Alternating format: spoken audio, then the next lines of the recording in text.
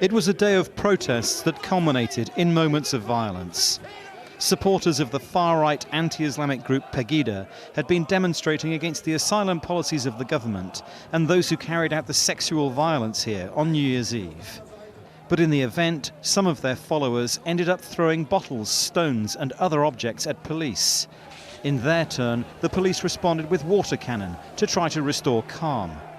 A number of people were held, others injured. Earlier, the city's Breslauer Platz had seen a much larger rival demonstration by left-wing opponents of Pegida. They had come to try to prevent or disrupt the far-right rally and to call for greater tolerance in German society. I would say society is getting really divided at the moment into those holding on to the welcoming culture and the fascists. It is incredible what is happening in Germany. We must fight against the racism because many seem to have forgotten Germany's past. Whereas on the Pegida side, the message was stark. That is about to happen. What happened on New Year's Eve is a no-go. It can't happen again, and we'll stand up for it. And when the going gets tough, us Germans will fight again for it. The fallout from the sexual attacks and robberies of New Year's Eve continues to resonate more than a week on. More than 300 complaints have now been made to the authorities.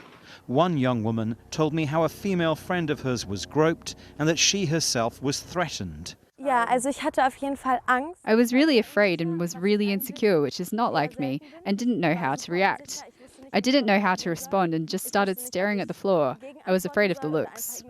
The clamour for something to be done has already claimed the job of the police chief of Cologne.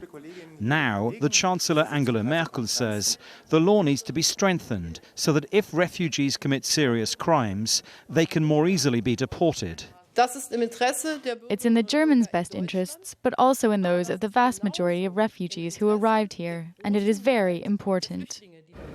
The two demonstrations that have been staged in this city centre have now come to an end, with the police moving in to restore law and order. But the debate about what this country does with the asylum seekers that it has encouraged to come here is far from over. Dominic Kane, Al Jazeera, Cologne.